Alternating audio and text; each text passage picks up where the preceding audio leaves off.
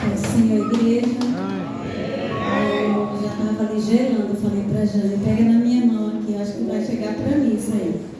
Mas não deu tempo de eu ir na cozinha aqui. Acho que as irmãs iam precisar de mim lá, eu já ia lá ajudar, não deu certo.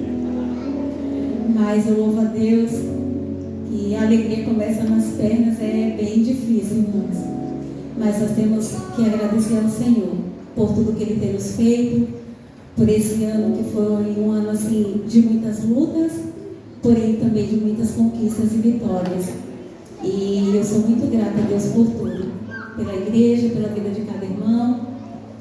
Meu esposo já falou do curso e esse curso é a resposta da minha oração, porque eu orei a Deus ali no meu quarto pedindo para o Senhor e Deus respondeu a minha oração. E eu sei que Deus tem coisas maravilhosas e lindas para a nossa vida. Mas eu estava meditando numa palavra já faz alguns dias e vai ser bem rapidinho também, vou dar só uma resumida aqui na palavra que eu estava meditando, que é também uma reflexão para a nossa vida.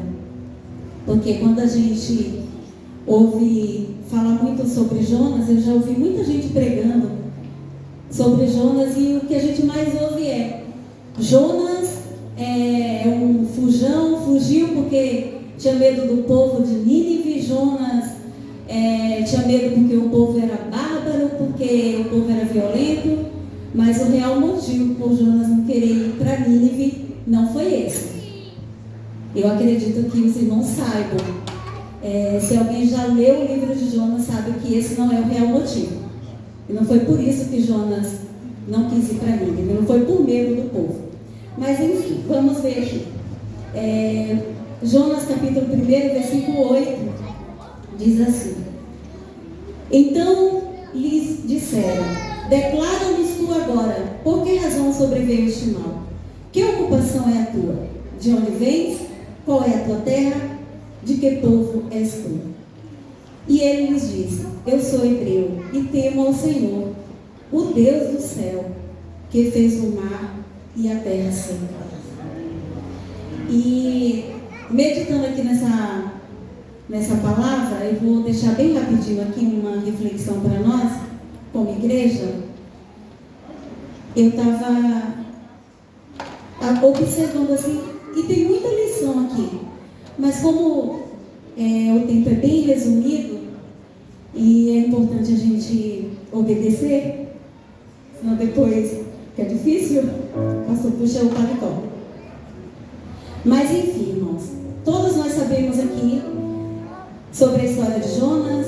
Deus deu uma ordem para que Jonas fosse à cidade de Nínive, pregar a palavra para aquele povo, e Jonas simplesmente desobedeceu ao Senhor, comprou uma passagem, entrou no navio e foi para Tarsis. E Jonas ficou no porão daquele navio, como todos, eu acredito, conhecem essa história. Não vou assim falar muito sobre isso.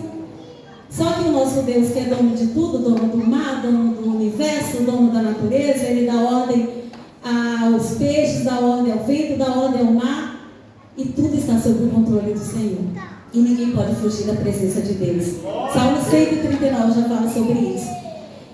E ali, quando o mar começou a ficar revolto, os ventos contrários e aquela tempestade, que os marinheiros achavam que iam perecer, começou cada um a clamar ao seu Deus, entre aspas, e não resolvia a situação. E no fim chegaram até Jonas. E Jonas ali, dormindo no porão do navio. E eles o trataram como demente. O que fazes aqui, demente? Qual é a tua ocupação? Qual é o teu povo? De onde tu vens? Qual é o teu Deus? E ele declarou que ele era hebreu, ele era um servo de Deus, e ele estava realmente fugindo ali. Enfim.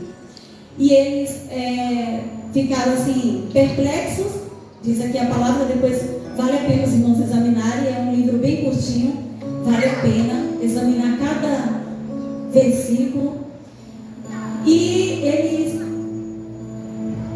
eles falaram ali com Jonas, e agora o que fazer com você? E ele falou: me lança no mar, e tudo vai se acalmar, e vocês não vão perecer. E eles lançaram Jonas no mar. E quando eles lançaram Jonas no mar, cessou aquela tempestade. Jonas não queria pregar para o povo de Nínive.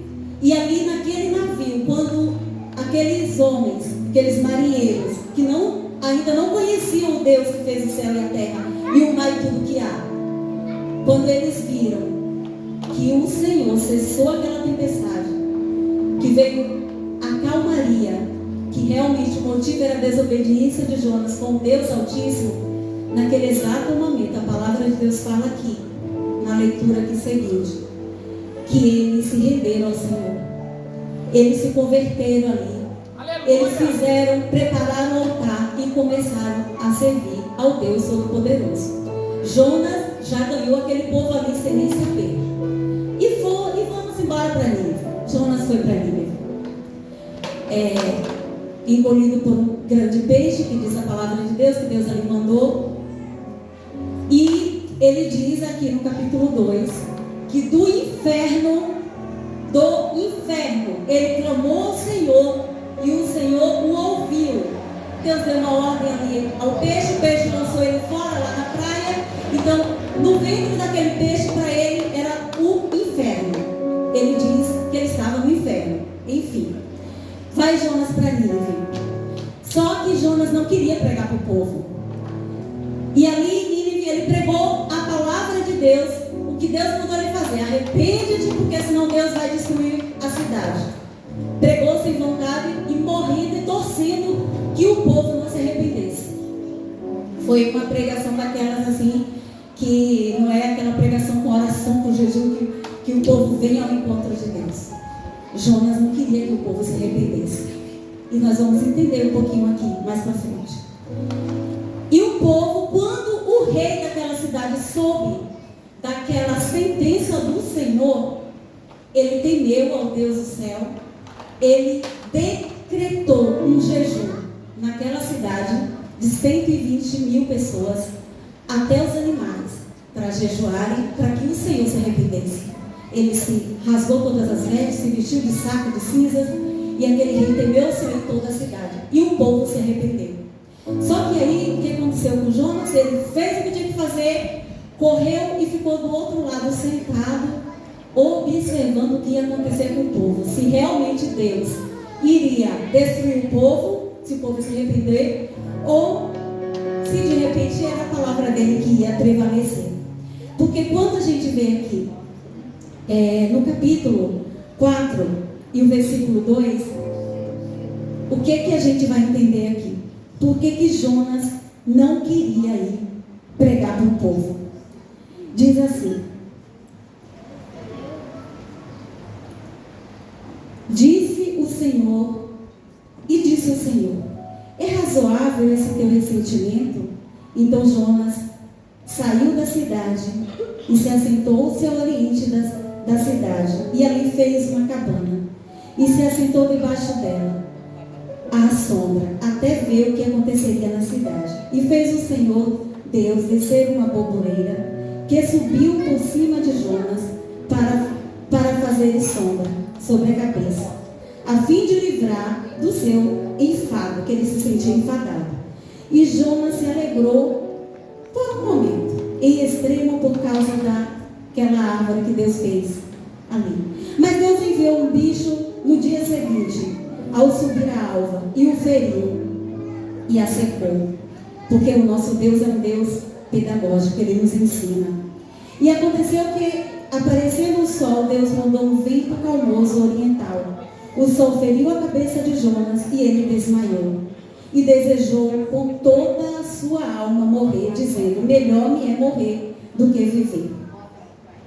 Então disse Deus a Jonas: é acaso razoável que assim se enfades por causa dessa borboleira? E ele disse: é justo que me enfade, porque a ponto de desejar a morte. E disse o Senhor: tiveste compaixão da borboleira, na qual não trabalhaste, nem o fizeste crescer, que uma noite nasceu e outra morreu.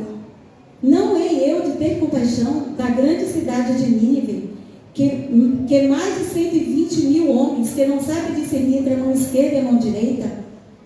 E Jonas continuou aquele crente ressentido. Porque no versículo 2 aqui, ele diz assim, no versículo 2, e orou ao Senhor e disse, não foi isso que eu disse, estando ainda na minha terra, por isso me preveni e fugi de Tarsis, pois sabia que és Deus misericordioso e piedoso, longânimo e grande em misericórdia, ou benignidade, e se arrepende do mal.